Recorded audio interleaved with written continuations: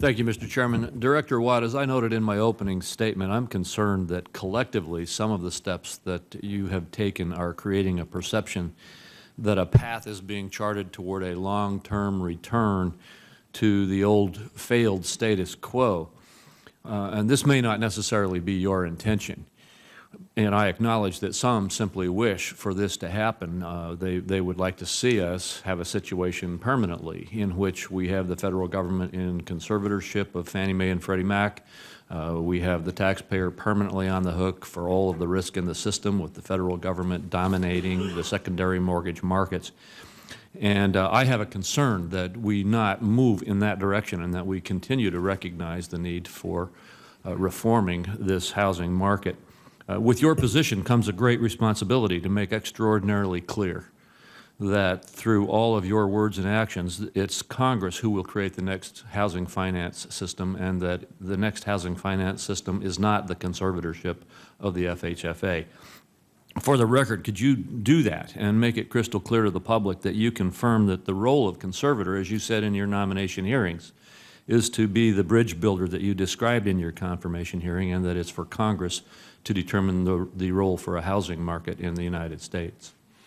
I can certainly confirm that, and not only did I say it in my nomination hearings, I've said it consistently since that. In every speech I've given, we've made it clear that conservatorship is not a, should not be a permanent state, and that it is the role of Congress to define what the future state is. I don't think there's any uncertainty that's being created as a result of my comments. Now, as you say, there are people who have different, potentially have different motivations out there, but I don't think there's any ambiguity in anything I've said about that. Well, thank you. I appreciate that. And I think it's important for that message to be sent.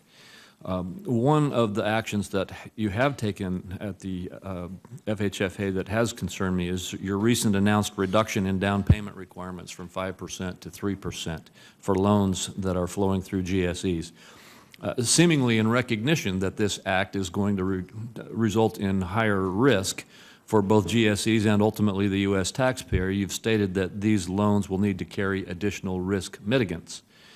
I'm troubled that you would reduce borrower home equity after the problems we've seen so early, yet I'm even more concerned that there's been little by way of detail on what additional taxpayer protections you are going to require. Could you elaborate on that? I can, certainly, and I appreciate the question. The details will be coming out in early December. We announced that there will be a plan because we were working on the plan. We're working on the details, some people heard that we were just doing this in a willy-nilly fashion and didn't hear the second part of the sentence, which was that there would be compensating factors taken into account. The reality is that down payment by itself is not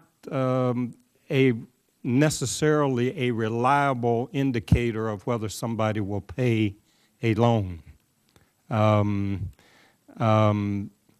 It is a factor, but the best illustration I can give you is that there are probably 75–80% of the people whose mortgages are underwater now are still paying their mortgage.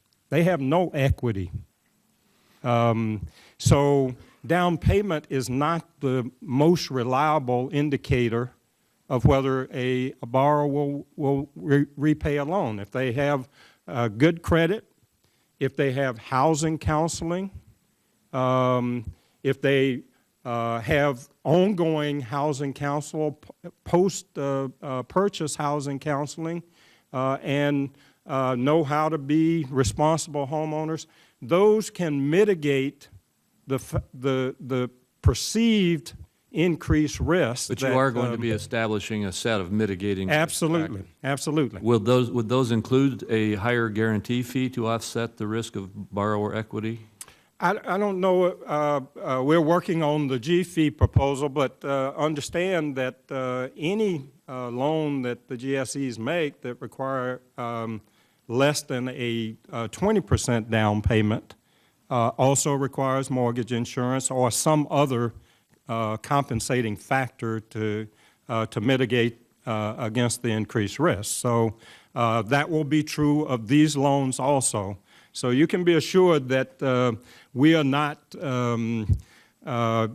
making credit available to people that we cannot reasonably predict with a high degree of certainty that they will be able and willing to pay the mortgage. That's not what we are in the business to do. Well, thank you. My time is up. I will probably submit some additional questions to you. One of them will be to just follow up to see that we get the details on this risk mitigation activity that you're going to propose. And we'll be happy to come over and brief you as soon as those details, but they'll be out there pretty vigorously in December. All right. Thank you.